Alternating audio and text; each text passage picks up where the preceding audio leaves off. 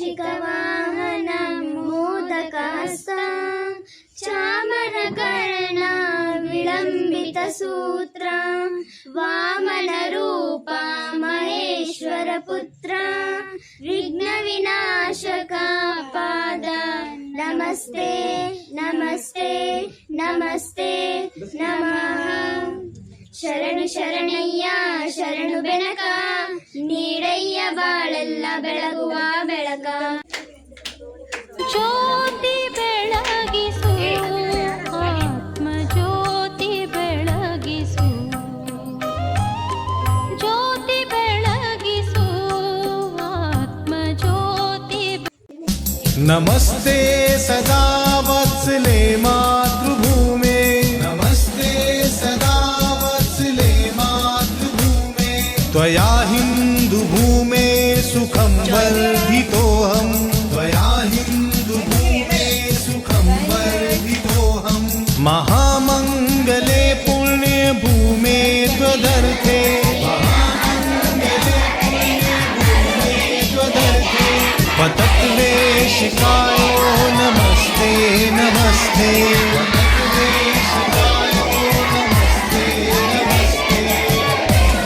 प्रभो शक्तिमन् हिन्दुराष्ट्राङ्गभूता, प्रभो शक्तिमन् हिन्दुराष्ट्राङ्गभूता, इमे सादरं त्वां नमामो वयम्, इमे सादरं त्वां नमामो वयम्। त्वदीयाय कार्याय बद्धातटीयम्, त्वदीयाय कार्याय बद्धातटीयम्।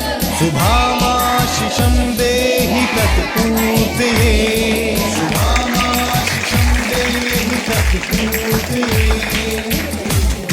अजज्ञां च विश्वस्य देहि शक्तिम्, अजज्ञां च विश्वस्य देहि शक्तिम्। नमस्ते सदा वत्सले मातृभूमे, नमस्ते सदा वत्सले मातृभूमे, त्वया हिन्दुभूमे सुखं वर्धितोऽहं, त्वया हिन्दुभूमे सुखं वर्धितोऽहं। महामङ्गले पुण्यभूमे त्वदर्थे, महामङ्गले पुण्यभूमे त्वदर्थे पतत्वेशिकायो नमस्ते नमस्ते, पतत्वेशिकायो नमस्ते नमस्ते। प्रभो शक्तिमन् हिन्दुराष्ट्राङ्गभूता, प्रभो शक्तिमन् हिन्दुराष्ट्राङ्गभूता, इमे सादरं त्वां नमामो वयम्, इमे सादरं त्वां नमामो वयम्।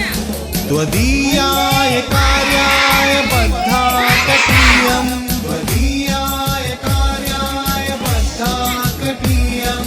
शुभामाशिषं देहि तत्पूर्तये, शुभामाशिषं देहि तत्पूर्तये। अजज्ञां च विश्वस्य देहि शक्तिम्।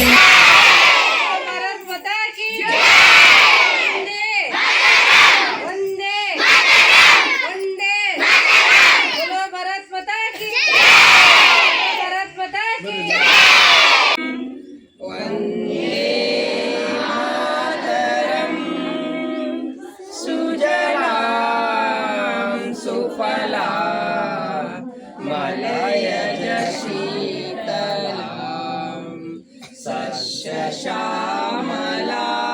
मातरं वन्दे मातरं। शुभ्रज्योत्स्ना पुलकितयामिनी पुल्लकुसुमिता द्रुमदलशोभिनी सुवासिनी सुमधुरभाषिणी सुखदा वरदा मातरं।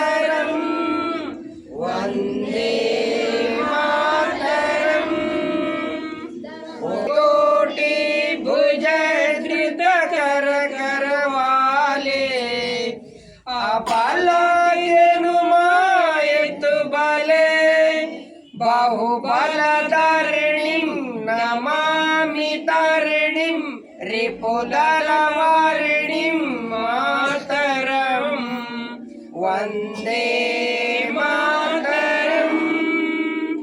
तुम्हें विद्या तुम्हें धर्म तुम्हें हृदय तुम्हें मर्म तुम्हें प्राण शरीरे बहुते तुम्हें मां शक्ति हृदय तुम्हें मां भक्ति तुम्हारी प्रतिमा घड़ी मंदिरे मंदिरे मातरम वंदे मातरम। तुम्हें कमला कमला दल विहारिणी वाणी विद्यादायिनी नमामि त्वां नमामि कमलां अमलां अतुलां सुजलां सुफलां मातरं वन्दे मातरं। कೈ ಮುಗಿರಲ್ಲ श्यामलां सरलां सुष्मितां भूषितां धरणीं भरणीं मातरं वन्दे मातरं वन्दे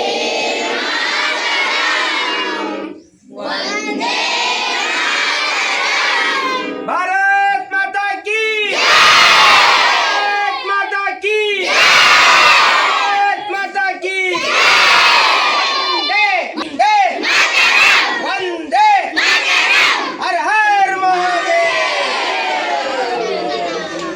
ಶಿವಶಕ್ತಿ ಅವತಾರ ಸೇವಾ ಸಂಸ್ಥಾನ ಶಿಕಾರಿಪುರ ಶಾಖೆ ಅವರಿಗೆ ಹಾಗೆಯೇ ಅಕ್ಕಮ್ಮ ಅಕ್ಕನವರು ಸಂಚಾಲಕರು ಓಂ ಮಂಡಳಿ ಶಿವಶಕ್ತಿ ಅವತಾರ ಸೇವಾ ಸಂಸ್ಥೆ ಮಾನ್ಯ ಹಾಗೆಯೇ ನಮ್ಮ ಶಾಲೆಯ ಅಧ್ಯಕ್ಷರು ಆಗಿರುವಂತ ಎಂಎಂ ಹಿರೇಮಠ್ ಸರ್ ಅವರಿಗೂ ಹಾಗೆಯೇ ನಮ್ಮ ಶಾಲೆಯ ಕಾರ್ಯದರ್ಶಿಗಳು ಆಗಿರುವಂತ ಶ್ರೀಮತಿ ಗೀತಾ ಹಿರೇಮಠ್ ಮೇಡಮ್ ಅವರಿಗೂ ಹಾಗೆಯೇ ನಮ್ಮ ಶಾಲೆಯ ಮುಖ್ಯೋಪಾಧ್ಯಾಯರಾಗಿರುವಂತ ಶ್ರೀಮತಿ ನಂದಿತಾ ಮೇಡಮ್ ಅವರಿಗೂ ಮತ್ತು ನನ್ನ ಎಲ್ಲ ಶಿಕ್ಷಕ ವೃಂದದವರಿಗೂ ಮತ್ತು ಮುದ್ದು ಮಕ್ಕಳಿಗೂ ಹೊಸ ವರ್ಷದ ಹಾಗೂ ಒಂದೇ ಮಾತರಂ ರಚನೆಯಾಗಿ 150ನೇ ವರ್ಷವನ್ನು ಆಚರಿಸುತ್ತಿದ್ದೇವೆ.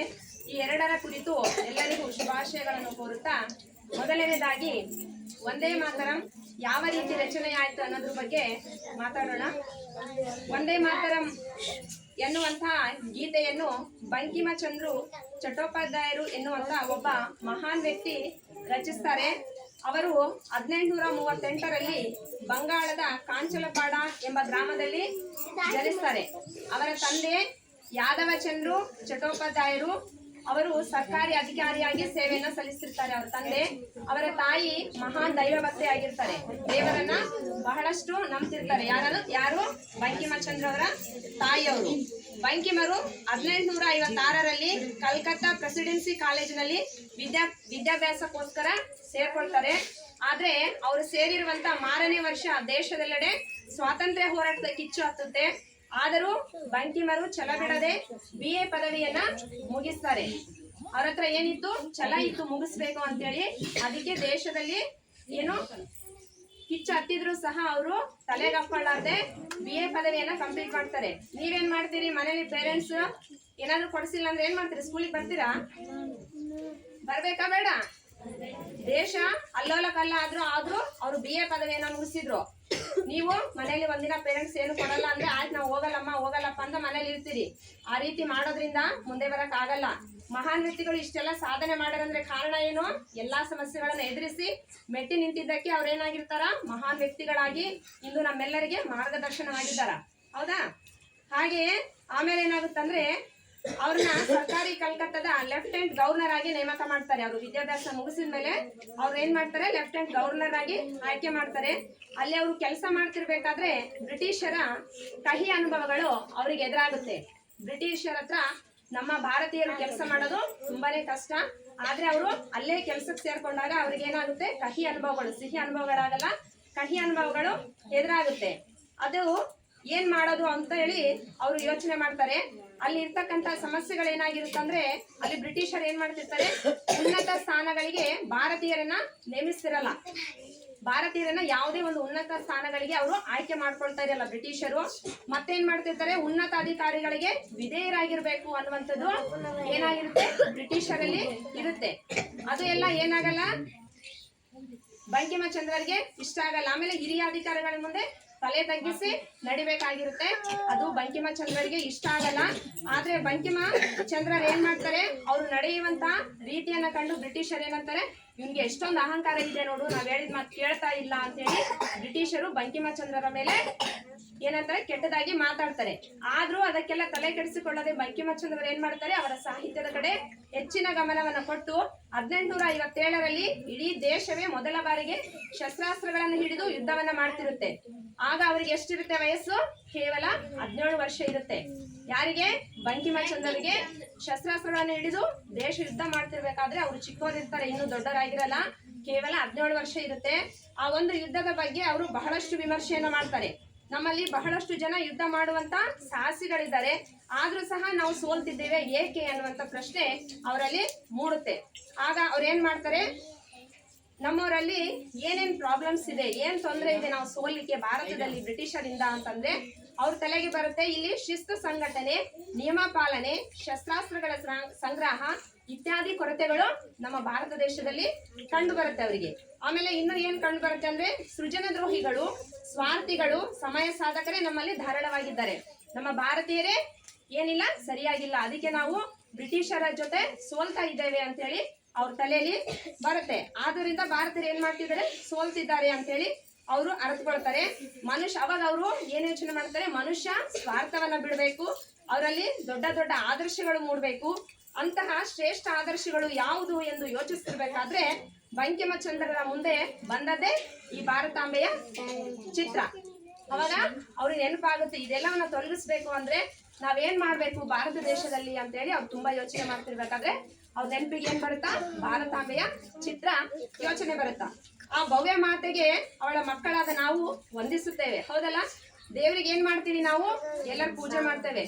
ದೇವ್ರಿದ್ರೆ ನಾವೇನಿರ್ತೀವಿ, ಚೆನ್ನಾಗಿರ್ತೀವಿ, ಯಾವುದೇ ಕೆಡಕು ನಮ್ಗೆ ಆಗಲ್ಲ ಅಂತೇಳಿ ನಾವು ಬ್ರಿಟಿಷರನ್ನ ಇದ್ರ ಮೂಲಕ ಆದ್ರೂ ನಾವು ಗೆದಿಬಹುದು ಅಂತೇಳಿ ಅವ್ರ ಮನಸ್ಸಲ್ಲಿ ಹುಟ್ಟುತ್ತೇನೋ. ಅದಕ್ಕೆ ಅವ್ರು ಫಸ್ಟ್ ಅವ್ರ ಯೋಚನೆ ಬಂದಿದ್ದು ಭಾರತಾಂಬೆಯ ಚಿತ್ರ ಯೋಚನೆ ಬರುತ್ತೆ. ಆಗ ಅವ್ರು ಏನ್ ಮಾಡ್ತಾರೆ, ಈ ಒಂದು ಶಬ್ದದಿಂದ ಭಾರತೀಯರು ಒಂದು ದೊಡ್ಡ ಹಾಡನ್ನ ರಚಿಸ್ತಾರೆ.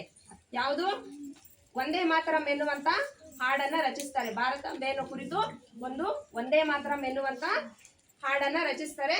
ಅದು ಇಂದಿಗೆ 150ನೇ ವರ್ಷಕ್ಕೆ ಕಾಲಿಟ್ಟಿದೆ ಎನ್ನುವುದು ನಮ್ಮೆಲ್ಲರ ಹೆಮ್ಮೆಯಾಗಿದೆ, ಹೌದಾ?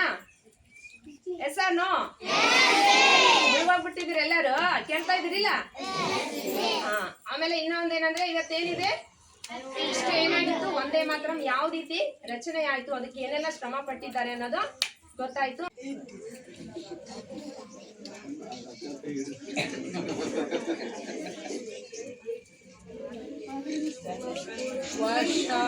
ವರ್ಷದ ಶುಭಾಶಯಗಳು, ಹೊಸ ವರ್ಷದ ಶುಭಾಶಯಗಳು, ಜೊತೆಗೆ 150ನೆಯ ರಾಷ್ಟ್ರಗೀತೆಯ ವಾರ್ಷಿಕೋತ್ಸವದ ಶುಭಾಶಯಗಳು.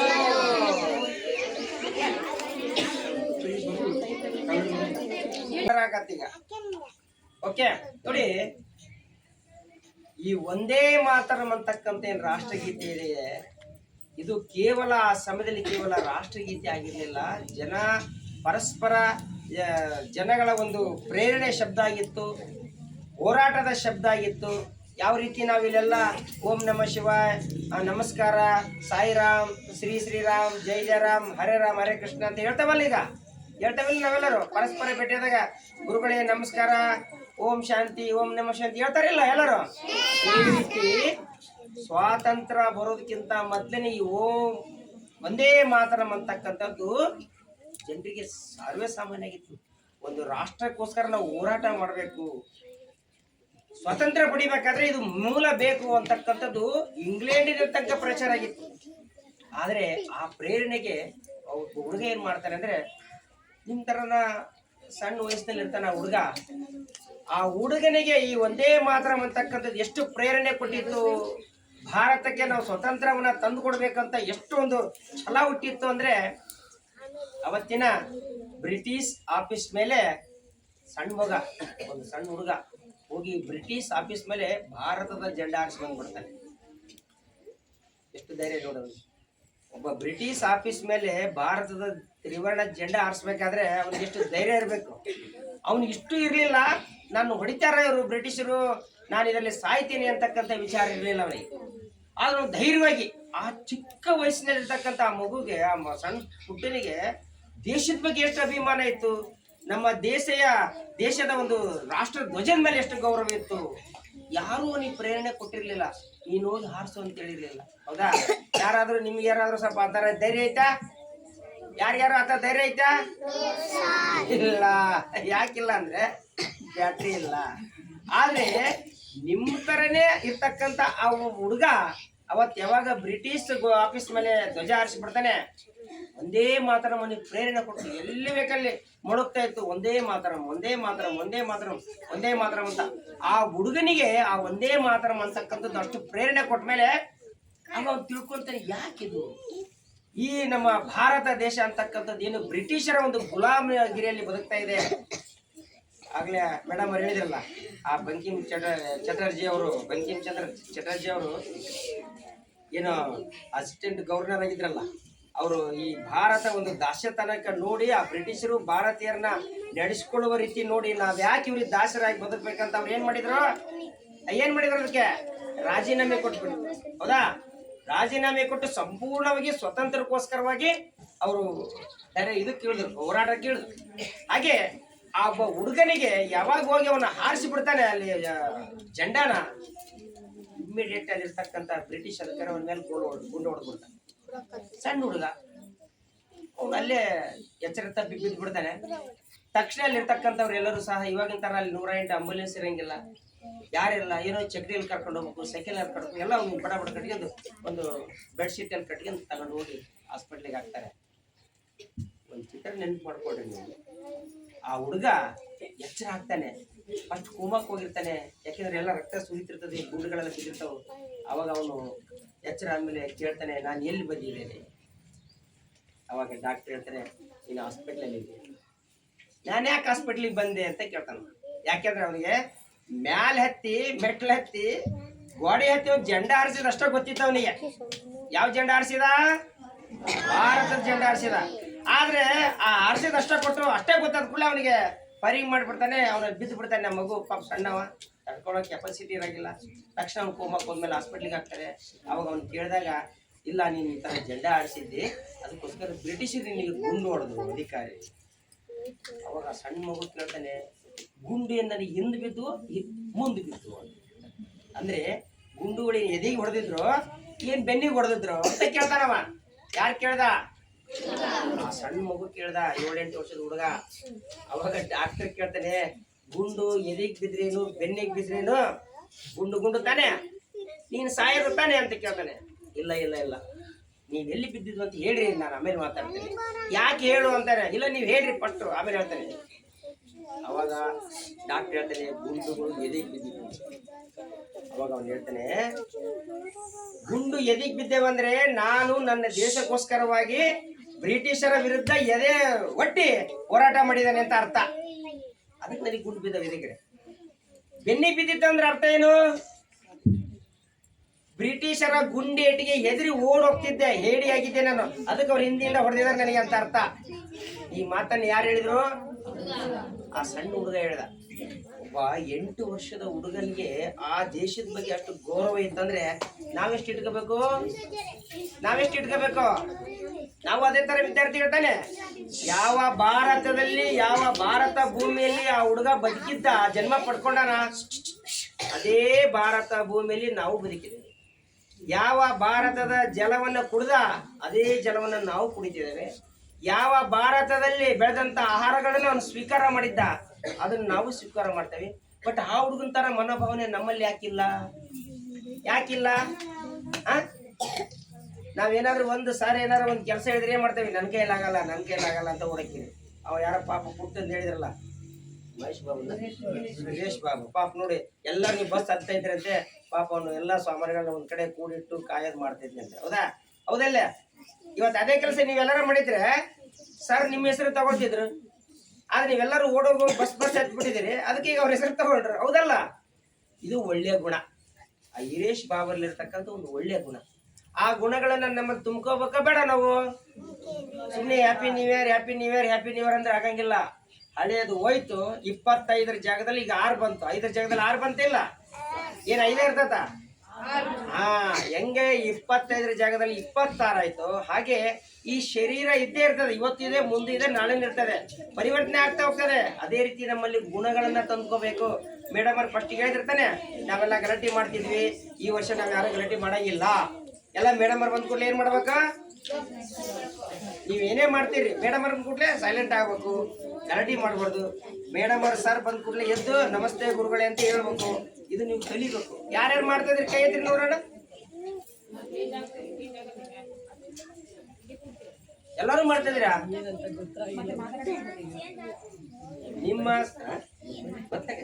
ನಿಮ್ಮ ಸ್ಕೂಲಿಗೆ, ನಿಮ್ ಕ್ಲಾಸಿಗೆ ಮೇಡಮ್ ಮತ್ತೆ ಸರ್ ಬಂದ್ ಕೂಡಲೇ ಯಾರು ಗುರುಗಳೇ ಅಂತ ಕೈ ಎತ್ತಿರಿ ಎದ್ದೇಳ್ರಿ ನೋಡೋಣ. ಯಾರೆಲ್ಲರೂ ನಮಸ್ಕಾರ ಮಾಡ್ತೀರಿ? ವೆರಿ ಯಾರೆಲ್ಲ ಮಾಡಿಲ್ಲ ಇನ್ನು ಮುಂದೆ ಮಾಡಿ. ಓಕೆ, 2026ನೇ ಇಸ್ವಿಯಲ್ಲಿ ನೀವು ಅದನ್ನ ಮಾಡ್ಕೋಬೇಕಾಗಿದ್ದೇನಪ್ಪ ಅಂದ್ರೆ ಗುರುಗಳಿಗೆ ನಾವು ಗೌರವ ಕೊಡೋದು ಕಲಿಬೇಕು. ಯಾಕೆ ಅಂದ್ರೆ ನೀವು ಈಗ ಗುರುಗಳಿಗೆ ಗೌರವ ಕೊಟ್ಟು ಶಿಕ್ಷಣವನ್ನ ಚೆನ್ನಾಗಿ ಓದಿದ್ರೆ ನಾಳೆ ನೀವು ಟೀಚರ್ ಹಾಕಿರಲ್ಲ, ನೀವು ಗುರುಗಳು ಹಾಕಿರಲ್ಲ, ಅವಾಗ ನಿಮ್ಮ ವಿದ್ಯಾರ್ಥಿಗಳು ಏನ್ ಮಾಡ್ತಾರೆ? ನಿಮ್ಮ ವಿದ್ಯಾರ್ಥಿಗಳು ಏನ್ ಮಾಡ್ತಾರೆ? ನಿಮಗೆ ನಮಸ್ಕಾರ ಮಾಡ್ತಾರೆ. ಓಕೆ, ಜೊತೆಗೆ ನಾವು ರಾಷ್ಟ್ರಗೀತೆ ಬಗ್ಗೆನೂ ಗೌರವ ಇಟ್ಕೊಂಡು ನೋಡಿ. ಅದನ್ನ ರಾಷ್ಟ್ರಗೀತೆ ನಡೀತಿತ್ತು, ಮಕ್ಕಳೆಲ್ಲ ಹೊರಗಡೆ ನಿಂತಿದ್ರು. ಕೇಳ್ರಿ ಮಕ್ಕಳೇ, ಒಂದು ಕತೆ ಕೇಳ್ರಿ. ಒಂದು ದೊಡ್ಡ ಕಳ್ಳ ಅವನು ಪೊಲೀಸರ ಕೈಗೆ ಸಿಗ್ತಾರಲ್ಲ, ಎಲ್ಲಾ ಪೊಲೀಸ್ ಡಿಪಾರ್ಟ್ಮೆಂಟ್ ಅವನು ಬಹಳ ಹುಡುಕಿ ಹಿಡಿಲಿಕ್ಕೆ ಪ್ರಯತ್ನ ಪಡ್ತಾ ಇರ್ತದೆ. ಅವ್ನು ಇಷ್ಟು ತಪ್ಪಿಸ್ಕೊಳ್ತಿರ್ತಾನೆ, ಈ ಬಿಲ್ಡಿಂಗ್ ಇಂದ ಆ ಬಿಲ್ಡಿಂಗ್ ಹಾರ್ತಾ ಇರ್ತಾನ ಅವ ದೊಡ್ಡ ಕಳ್ಳ. ಒಂದ್ಸಲ ಏನಾಗ್ಬಿಡ್ತೈತಿ, ಕಳ್ತನ ಮಾಡಿರ್ತಾನೆ, ಪೊಲೀಸರು ಬೆನ್ನತ್ತಾರೆ, ಬಿಲ್ಡಿಂಗ್ ಇಂದ ಬಿಲ್ಡಿಂಗ್ ಹಾರ್ತಾ ಇರ್ತಾನ ಅವ. ಆದ್ರೆ ಅವನು ಆ ದೊಡ್ಡ ಕಳ್ಳ ಓಡ್ ಹೋಗ್ತಾ ಇರ್ಬೇಕಾದ್ರೆ, ಸಾಮಾನು ತಗೊಂಡು ಓಡ್ ಹೋಗ್ತಾ ಇರ್ಬೇಕಾದ್ರೆ ಒಂದು ಸ್ಕೂಲ್ ಎದುರುಗಡೆ ಹೋಗ್ತಾ ಇರ್ತಾನ. ಅಲ್ಲಿ ಆ ಸ್ಕೂಲ್ ಎದುರುಗಡೆ ರಾಷ್ಟ್ರಗೀತೆ ಪ್ರೇಯರ್ ನಡೀತಾ ಇರ್ತದೆ. ತಕ್ಷಣ ಏನ್ ಮಾಡ್ತಾನೆ, ನಿಂತ್ಕೊಂಡ್ಬಿಡ್ತಾನೆ. ಅವಾಗ ಪೊಲೀಸರು ಏನ್ ಮಾಡ್ತಾರೆ, ನಿಂತು ಬಿಟ್ಟಾರಲ್ಲ ಕಳ್ಳ, ಬೀಗ್ರೆ ಬಂದು ಅವ್ನು ಹಿಡಿದು ಬೇಡಿ ಗಿಡಿ ಹಾಕಿ ಅವ್ನು ಕರ್ಕೊಂಡು ಹೋಗ್ತಾನೆ. ಓಟಿಗೆ ಅವ್ನು ಪ್ರೊಡ್ಯೂಸ್ ಮಾಡ್ತಾನೆ. ಅವಾಗ ಅವ್ನು ಕೇಳ್ತಾನೆ, ಹೇಳ್ತೀವಿ ಯಾಕೆ ಈ ತರ ಎಲ್ಲ ಮಾಡ್ತಾ ಇದ್ದೀನಿ ಅಂತ ಕೇಳ್ತಾರೆ. ಒಟ್ಟಿ ಪಾಡಿ ಹೇಳ್ತಾನೆ. ಬಟ್ ಅಂತವನು ಇಷ್ಟು ವರ್ಷಗಳಿಂದ ನೀನು ಪೊಲೀಸರ ಕೈಗೆ ಸಿಗದೆ ಕಣ್ ತಪ್ಪಿಸಿಂದ ಹೋಗ್ತಕ್ಕಂಥ ಮನುಷ್ಯ ಇವತ್ತು ಯಾಕೆ ನೀನು ಸಿಕ್ಕಿ ಅಂತ ಕೇಳ್ತಾನೆ ಯಾರೋ ಜಡ್ಜ್. ಅವಾಗ ಕಳ್ಳ ಹೇಳ್ತಾನೆ, ನಾನು ಇವತ್ತು ಪೊಲೀಸರ ಕೈ ಸಿಗ್ತಾ ಇರ್ಲಿಲ್ಲ, ಆದ್ರೆ ನಾನು ಹೋಗ್ತಾ ದಾರಿಯಲ್ಲಿ ಸ್ಕೂಲ್ನಲ್ಲಿ ಪ್ರೇಯರ್ ನಡೀತಾ ಇತ್ತು. ನಮ್ಮ ದೇಶದ ರಾಷ್ಟ್ರಗೀತೆ ಹೇಳ್ತಾ ಇದ್ರಲ್ಲಿ. ನಮ್ಮ ಸಂವಿಧಾನ ಏನ್ ಹೇಳ್ತೈತಿ, ರಾಷ್ಟ್ರಗೀತೆಗೆ ನಾವು ಗೌರವ ಕೊಡಬೇಕು. ಓಕೆನಾ? ಅದಕ್ಕೆ ಕಳ್ಳ ಹೇಳ್ತಾನೆ, ಹೌದು, ಆ ರಾಷ್ಟ್ರಗೀತೆ ನಡೀತಾ ಇರ್ಬೇಕಾದ್ರೆ ನಾನು ದೇಶಕ್ಕೆ ಗೌರವ ಕೊಟ್ಟೆ, ಆ ಕಾರಣ ಈ ಪೊಲೀಸರ ಕೈ ಸಿಕ್ಕಿ ಬಿಟ್ರೆ ಇಲ್ಲ. ಅವಾಗ ಜಡ್ಜ್ ಏನ್ ಮಾಡ್ತಾರೆ ಅಂದ್ರೆ, ಒಬ್ಬ ಕಳ್ಳ ನಮ್ಮ ದೇಶದ ಒಂದು ರಾಷ್ಟ್ರಗೀತೆ ಬಗ್ಗೆ ಇಷ್ಟು ಗೌರವ ಇಟ್ಟುಕೊಂಡಿದ್ದಾನಲ್ಲ ಅಂತ ಅವನನ್ನ ಕ್ಲಾಸ್ ಮಾಡ್ತಾರೆ. ಆತ್ಮನಿಗೆ ವಂದಿಸುತ್ತಾ ಈ ಒಂದು ಸಂದರ್ಭದಲ್ಲಿ ಪರಮಾತ್ಮ ನಮಗೆ ಈ ವಿಶ್ವಚೇತನದ ಶಾಲೆಯಲ್ಲಿ ಈ ವಂದೇ ಮಾತರಮಿನ 150ನೇ ವಾರ್ಷಿಕೋತ್ಸವ ಹಾಗೂ ಹೊಸ ವರ್ಷದ ಒಂದು ಕಾರ್ಯಕ್ರಮವನ್ನು ಮಾಡಲಿಕ್ಕೆ ಪ್ರೇರಣೆ ಕೊಟ್ಟಿದ್ದಾರೆ. ಅದೇ ಪ್ರಕಾರವಾಗಿ ನಡೀತಾ ಇದೆ. ಅದಕ್ಕೆ ವೇದಿಕೆ ಮೇಲೆ ಇರ್ತಕ್ಕಂಥ ನನ್ನ ಗುರುಗಳಿಗೆ ಹಾಗೂ ಎಲ್ಲ ಶಿಕ್ಷಕ ಸಿಬ್ಬಂದಿ ವರ್ಗದವರಿಗೆ ನನ್ನ ಹೊಸ ವರ್ಷದ ಆರ್ಥಿಕವಾದಂಥ ಶುಭಾಶಯಗಳನ್ನು ಕೊಡುವುದರ ಜೊತೆಗೆ ಈ 150ನೇ ರಾಷ್ಟ್ರಗೀತೆಯ ವಾರ್ಷಿಕೋತ್ಸವದ ಕೂಡ ನಿಮ್ಮೆಲ್ಲರಿಗೂ ಕೂಡ ನಾನು ಶುಭಾಶಯವನ್ನು ಅರ್ಪಿಸ್ತೀನಿ. ಈಗ ನಾನು ನಿಮಗೆ ಏನು ಹೇಳ್ಕೊಡ್ತೀನಿ ಅದನ್ನು ಕರೆಕ್ಟಾಗಿ ಜೋರಾಗಿ ಹೇಳಬಾರ್ದು, ನಿಧಾನವಾಗಿ ಶಾಂತಿಯಿಂದ ಹೇಳಬೇಕು. ದೇವರೇ, ವಿಶ್ವಪಿತನೇ, ವಿಶ್ವರಕ್ಷಕನೇ, ವಿಶ್ವಕ್ಕೆ ಒಡೆಯನೇ, ಹೊಸ ವರ್ಷದ ಮೊದಲನೆಯ ದಿನವಾಗಿದೆ. ಆದ ಕಾರಣ ನಾವೆಲ್ಲರೂ ಸಹ ವಿಶ್ವಪಿತನಿಗೆ ವಿಶ್ವಕ್ಕೆ ಮಾತಾ ಆಗಿರುವ ತಿಳಿಸುತ್ತಿದ್ದೇನೆ ಹಾಗೂ ವಿಶ್ವದ ಪಿತ ವಿಶ್ವದ ಮಾತಾ ನನಗೆ ವಿದ್ಯೆ ಬುದ್ಧಿ ಜ್ಞಾನ ಶಕ್ತಿಯನ್ನು ಕೊಟ್ಟು ಕಾಪಾಡು ಇಡೀ ವಿಶ್ವದಲ್ಲಿರುವ ಎಲ್ಲರನ್ನೂ ಸಹ ಕಾಪಾಡು. ಈ ನನ್ನ ಕೋರಿಕೆಯನ್ನ ಪೂರ್ಣಗೊಳಿಸು ತಂದೆ.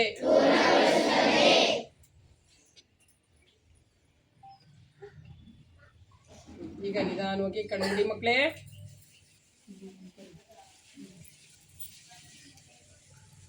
ನೋಡಿ, ನೀವು ಯಾರು ಸಹ ದೇವರಿಗೆ ಏನ್ ಮಾಡಿರ್ಲಿಲ್ಲ, ಹೊಸ ವರ್ಷದ ಶುಭಾಶಯಗಳನ್ನ ಹೇಳಿರ್ಲಿಲ್ಲ. ಹೇಳಿದ್ರಾ? ಬೆಳಿಗ್ಗೆ ಬರುವಾಗ ಶಾಲೆಗೆ ಹೇಳಿದ್ರಾ? ಫೋಟೋಕ್ಕೆ ಹೋಗಿ ಯಾರು ಹೇಳಿರ್ಲಿಲ್ಲಲ್ಲ. ಅದಕ್ಕೋಸ್ಕರವಾಗಿ ಇಲ್ಲಿ ಭಾರತ್ ಮಾತಾ ಅವ್ರಿಗೂ ಹೇಳಿದಂಗೆ, ಭಾರತ್ ಮಾತಾ ಬೇರೆ ಅಲ್ಲ, ಪ್ರಕೃತಿ ಮಾತಾ ಬೇರೆ ಅಲ್ಲ, ಎಲ್ಲ ಒಂದೇ. ಆದಿಶಕ್ತಿ, ಭಾರತ್ ಮಾತಾ, ಪ್ರಕೃತಿ ಮಾತಾ ಎಲ್ಲ ಒಂದೇ. ಹೌದಾ? ಹೆಂಗೆ ನಮಗೆ ತಾಯಿ ಎಲ್ಲವನ್ನು ಊಟ ಮಾಡಿಸ್ತಾಳೆ, ಮಲಗಿಸ್ತಾಳೆ, ಮೈ ತೊಳಿತಾಳೆ, ಅಕ್ಷರ ಜ್ಞಾನ ಕಲಿಸ್ತಾಳೆ, ಎಲ್ಲವನ್ನು ಮಾಡ್ತಾಳಲ್ಲ, ಅದೇ ಪ್ರಕಾರವಾಗಿ ಪ್ರಕೃತಿ ಮಾತಾ ಅಂದ್ರೆ ಬೇರೆ ಅಲ್ಲ, ಭಾರತ್ ಮಾತಾ ಅಂದ್ರೆ ಬೇರೆ ಅಲ್ಲ, ಒಂದೇ. ಅದಕ್ಕೋಸ್ಕರವಾಗಿ ನಾವು ಪ್ರತಿದಿನ ಏನ್ ಮಾಡಬೇಕು, ಆ ಭಾರತ್ ಮಾತೆಗೆ ಮತ್ತು ವಿಶ್ವದ ಪಿತನಿಗೆ. ನಾ ಹೇಳಿದ್ದೆ ಒಂದ್ಸರಿ ನಿಮಗೆ, ಇಬ್ರು ತಂದೆ ತಾಯಿಗಳು ಇವರಿದ್ದಾರೆ, ಇಬ್ರು ತಂದೆ ತಾಯಿಗಳು ಅವರಿದ್ದಾರೆ ಅಂತ. 4 ಜನ ಇದ್ದಾರೆ ಅಂತ ಹೇಳಿದ್ನಲ್ಲ. ನಾವು ಯಾರಿಗೆ ನೆನಪಿದೆ ಹೇಳಮ್ಮ, ಹೇಳು. 4 ಜನ ಯಾರ್ಯಾರು ಅಂತ ಹೇಳು, ಎದ್ದೇಳಮ್ಮ. ನೋಡಿ, ವಿಶ್ವಕ್ಕೆ ಒಡೆಯನಾದಂತಹ, ವಿಶ್ವಕ್ಕೆ ಪಿತನಾದಂತಹ ಆತ್ಮಗಳ ತಂದೆ ಒಬ್ರು. ಇನ್ನು ಪ್ರಕೃತಿ ಮಾತಾ ನಮಗೆ ಎಲ್ಲ ರೀತಿಯ ಜೀವನಕ್ಕೆ ಏನೇನು ಬೇಕು, ಕಣ್ಣು, ಕಿವಿ, ಮೂಗು, ಬಾಯಿ, ಆ ಹೊಟ್ಟೆ, ನೀವು ತಿಂದದ್ದೆಲ್ಲ ಜೀರ್ಣ ಮಾಡ್ಕೊಳ್ಳಿಕ್ಕೆ ಜಠರ ಎಲ್ಲ ಕೊಡ್ಬೇಕಲ್ಲ, ಅದನ್ನೆಲ್ಲ ಕೊಟ್ಟಿರೋರು ಯಾರು? ಪ್ರಕೃತಿ ಮಾತಾ. ಆತ್ಮವನ್ನ ಪರಂಪಿತ ಪರಮಾತ್ಮ ಕೊಟ್ಟಿದ್ದಾನೆ, ದೇಹವನ್ನ ರಚನೆ ಮಾಡಿ ಕೊಟ್ಟಿರ್ತಕ್ಕಂಥ ಪ್ರಕೃತಿ ಮಾತಾ. ಇವರು ನಮಗೆ ತಂದೆ ತಾಯಿಗಳು. ಇನ್ನು ನಮ್ಮ ಮನೆಯಲ್ಲಿ ಇರುವಂತಹ ತಂದೆ ತಾಯಿಗಳು, ಅವರು ಸಹ ನಮಗೆ ಆಧಾರ ಸ್ತಂಭ. ವಿಶ್ವಪಿತ ಪ್ರಕೃತಿ ಮಾತನು ಆಧಾರ ಸ್ತಂಭ. ಅದಕ್ಕೋಸ್ಕರ ಪ್ರತಿ ದಿನ ನೀವೇನ್ ಮಾಡ್ಬೇಕು ಮಕ್ಕಳೇ, ಭಾರತ್ ಮಾತಾ ಅರ್ಥಾತ್ ಪ್ರಕೃತಿಗೂ ಕೂಡ ನಮನವನ್ನ ಸಲ್ಲಿಸ್ಬೇಕು, ವಿಶ್ವಪಿತನಿಗೂ ನಮನ ಸಲ್ಲಿಸ್ಬೇಕು. ನಮನ ಅಂದ್ರೆ ಏನರ್ಥ? ನೀವು ಶಾಲೆಗೆ ಬರುವಾಗ ಏನ್ ಮಾಡ್ಬೇಕು, ದೇವರ ಮುಂದೆ ನಿಂತ್ಕೊಂಡು ಪ್ರಾರ್ಥನೆ ಮಾಡ್ಕೊಂಡು, ನನಗೆ ವಿದ್ಯೆ ಬುದ್ಧಿ ಜ್ಞಾನ ಶಕ್ತಿಯನ್ನ ಕೊಡಪ್ಪ ದೇವ್ರೆ ಅಂತ ಕಾಪಾಡು ಅಂತೇಳಿ 3 ಸರಿ ಓಂಕಾರವನ್ನ ಹೇಳಿ ಹೊರಗಡೆ ಬರಬೇಕು. ಬಂದ ತಕ್ಷಣ ನಿಮ್ಮ ಬುಕ್ಕವನ್ನ ತೆಗಿಬೇಕಾದಾಗ, ಪಾಟಿ ಚೀಲದಿಂದ ತೆಗಿತೀರಲ್ಲ, ಅವಾಗ ಏನ್ ಮಾಡ್ಬೇಕು, ಆ ಭಾರತ್ ಮಾತಾ ಪ್ರಕೃತಿ ಮಾತೆಗೆ ವಂದಿಸಿ ನಾವು ಪುಸ್ತಕಗಳನ್ನ ತೆಗೆಯುವ ಅಭ್ಯಾಸ ಇಟ್ಕೊಳ್ಳಿ. ನಿಮ್ಮಲ್ಲಿ ಏನ್ ಬರ್ತದೆ, ಬಹಳಷ್ಟು ಜ್ಞಾನ ಶಕ್ತಿ ಬರ್ತದೆ. ಓಕೆನಾ ಮಕ್ಕಳೇ? ಆಯ್ತು, ಪುಸ್ತಕನ ಎಲ್ಲ ಮಾತಾಡಿದ್ದಾರೆ, ತೊಂದ್ರೆ ಇಲ್ಲ. ಆದ್ರೆ ಇವೆರಡು ಅಭ್ಯಾಸ ಕಲೀರಿ. ಒಟ್ಟು ಬರುವಾಗ, ಶಾಲೆಗೆ ಬರುವಾಗ ದೇವ್ರ ಹತ್ರ ಪ್ರಾರ್ಥನೆ ಮಾಡಿ ಬಂದ್ರೆ ನಮಗೆ ಶಾಲೆ ಬರುವಾಗ ಎಡವಂಗಿಲ್ಲ. ಯಾವುದೇ ಸೈಕಲ್ ಆಗಿರ್ಬೋದು, ಮೋಟರ್ ಸೈಕಲ್ ಆಗಿರ್ಬೋದು, ಇತ್ಯಾದಿ ಗಾಡಿಗಳು ನಮ್ಗೆ ಏನೂ ತೊಂದರೆ ಕೊಡಲ್ಲ, ನಿಮಗೆ ಯಾರು ಏನೂ ಆಗಲ್ಲ. ಎಲ್ಲ ರೀತಿಯಿಂದ ರಕ್ಷಣೆ ಮಾಡಿ ನಿಮ್ಮನ್ನ ಶಾಲೆಗೆ ಬಿಡುವ ಕೆಲಸವನ್ನ ದೇವರು ಮಾಡ್ತಾರೆ, ಜೊತೆಗೆ ಪ್ರಕೃತಿ ಮಾತಾ ಮಾಡುತ್ತೆ. ಅದಕ್ಕೋಸ್ಕರವಾಗಿ ನಾವೇನ್ ಮಾಡ್ಬೇಕು, ಆ ಪರಂಪಿತ ಪರಮನ ಎಲ್ಲಾ ಟೈಮ್ನಲ್ಲಿ ನಮ್ಗೆ ತಂದೆ ತಾಯಿಗಳು ಹೆಲ್ಪ್ ಮಾಡಲ್ಲ. ಯಾರು ಮಾಡ್ತಾರೆ ಮಕ್ಕಳೇ ಹೆಲ್ಪ್? ಹೌದಲ್ವಾ? ಮನೇಲಿ ಇರ್ತಾರೆ, ಹೊಲಕ್ಕೆ ಹೋಗಿರ್ತಾರೆ, ಆಫೀಸ್ಗಳಿಗೆ ಹೋಗಿರ್ತಾರೆ, ಶಾಲೆಗಳಿಗೆ ಹೋಗಿರ್ತಾರೆ ನಮ್ಮ ತಂದೆ ತಾಯಿಗಳು. ಆದ್ರೆ ಎವ್ರಿ ಟೈಮ್ ನಮಗೆ ಹೆಲ್ಪ್ ಮಾಡುವಂತವ್ರು ಯಾರು? ಒಂದು ದೇವರು, ಇನ್ನೊಂದು ಪ್ರಕೃತಿ ಮಾತಾ. ಅದಕ್ಕೋಸ್ಕರ ಇವರ ಈ ತಂದೆ ತಾಯಿಗಳನ್ನ, ಲೌಕಿಕದ ತಂದೆ ತಾಯಿ ನಮಗೆ ಸದಾಕಾಲ ನಮ್ಮ ಮನೆ ಜೊತೆಗೆ ಬರಲ್ಲ, ಮನೇಲಿ ಎಲ್ಲ ನೋಡ್ಕೊಳ್ತಾರೆ, ಮಾಡ್ತಾರೆ. ಆದ್ರೆ ಪರಂಪಿತ ಪರಮಾತ್ಮ ಜೊತೆಗೆ ನಮಗೆ ಭಾರತ್ ಮಾತಾ ಪ್ರಕೃತಿ ಮಾತಾ ಅದರ ಸವಿ ನೆನಪುಗಳನ್ನ ಮೆಲುಕು ಹಾಕ್ತಕ್ಕಂಥದ್ದು ಮತ್ತೊಂದು ಕಾರ್ಯಕ್ರಮ. 3 ಕಾರ್ಯಕ್ರಮಗಳ ಜೊತೆಗೆ ಈ ದಿನ ನಮ್ಮ ಮುಖ್ಯ ಅತಿಥಿಗಳಾಗಿ ಆಗಮಿಸಿ ನೋಡಿ, ಅವರು ಎಲ್ಲ ಆಧ್ಯಾತ್ಮಿಕ ಕ್ಷೇತ್ರದಲ್ಲಿ ಸಾಕಷ್ಟು ಸಾಧನೆಯನ್ನು ಮಾಡಿರ್ತಕ್ಕಂಥವ್ರು ಅವರು.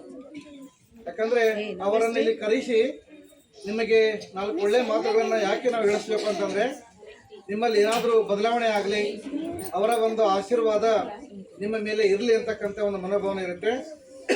ಯಾಕಂತಂದ್ರೆ ಒಬ್ಬ ವ್ಯಕ್ತಿಯ ಬೆಳವಣಿಗೆಗೆ ತಂದೆ ತಾಯಿಯ ಆಶೀರ್ವಾದ, ಗುರುಗಳ ಆಶೀರ್ವಾದ ಬೇಕಾಗುತ್ತೆ.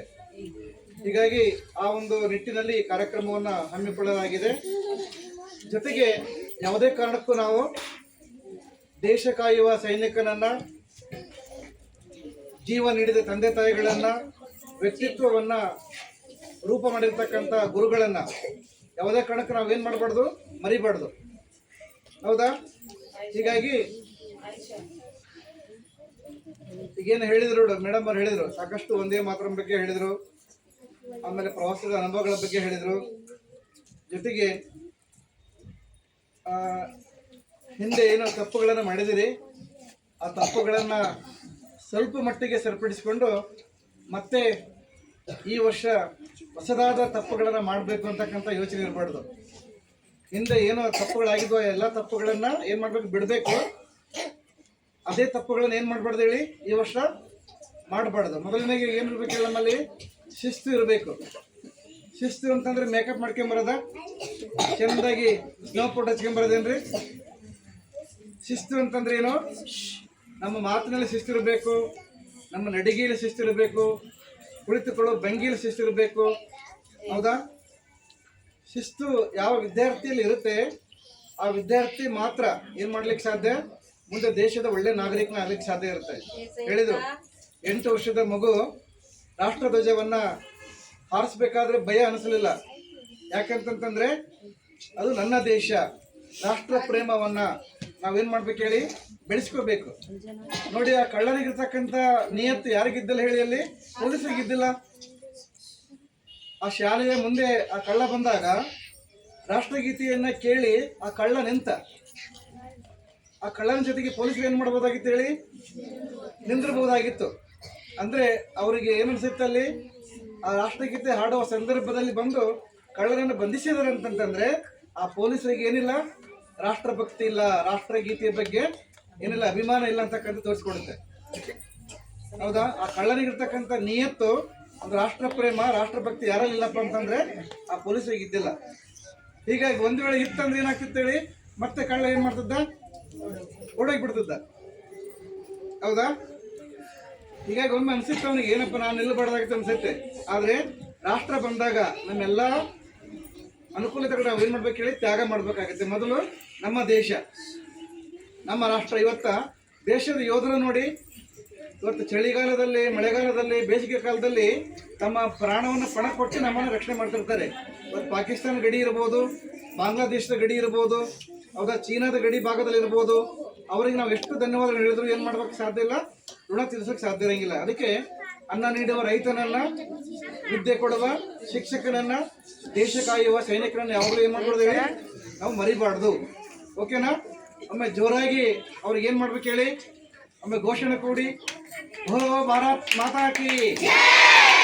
ಇಲ್ಲಿಗೆ ಪಾಕಿಸ್ತಾನ ಗಡಿಗೆ ಹೋಗ್ಬೇಕಿರೋದು, ಬಾಂಗ್ಲಾದೇಶ ಗಡಿಗೆ ಹೋಗ್ಬೇಕು ನಿಮ್ಮ ಕೂಗು. ಜೋರಾಗಿ ಹೇಳಿ ನೋಡೋಣ. ಬೋಲೋ ಭಾರತ್ ಮಾತಾ ಕಿ, ಭಾರತ್ ಮಾತಾ ಕಿ, ಭಾರತ್ ಮಾತಾ ಕಿ. ವಂದೇ ವಂದೇ ವಂದೇ. ಸಾಧನೆ ತೋರಿದ ನಿಮಗೆಲ್ಲ ಸಾವಿರ ಸಾವಿರ ಚಪ್ಪಾಳೆ, ನಾಡಿನ ಕೀರ್ತಿಯ ಬೆಳಗಿಸಿದ ನಿಮಗಿದು ಹೆಮ್ಮೆಯ ಚಪ್ಪಾಳೆ. ಚಪ್ಪಾಳೆ ಚಪ್ಪಾಳೆ ಚಪ್ಪಾಳೆ ಚಪ್ಪಾಳೆ ಚಪ್ಪಾಳೆ ಚಪ್ಪಾಳೆ ಚಪ್ಪಾಳೆ ಚಪ್ಪಾಳೆ.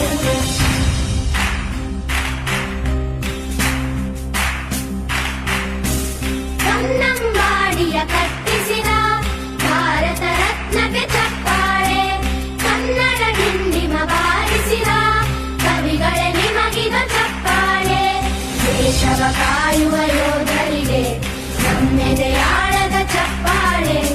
ಅನ್ನವ ನೀಡುತ್ತ ಸಲಹಿರುವ ನೇಗಿಲ ಯೋಗಿಗೆ ಚಪ್ಪಾಳೆ. ಚಪ್ಪಾಳೆ ಚಪ್ಪಾಳೆ ಚಪ್ಪಾಳೆ ಚಪ್ಪಾಳೆ ಚಪ್ಪಾಳೆ ಚಪ್ಪಾಳೆ ಚಪ್ಪಾಳೆ ಚಪ್ಪಾಳೆ. ಕಣ್ಣನ್ನು ನೀಡುವ ಅಣ್ಣನಿಗೆ ನಮ್ಮಯ ಪ್ರೀತಿಯ ಚಪ್ಪಾಳೆ. ದೇಶವಾಳಿದ ನಾಯಕರೇ ನಿಮಗಿದು ಗೌರವ ಚಪ್ಪಾಳೆ. ನಾದದ ಸುವೆಯನ್ನು ಹರಿಸಿರುವ ನಾಯಕರೇ ಇದು ಚಪ್ಪಾಳೆ. ಶೌರ್ಯವ ಮೆರೆದಿರುವ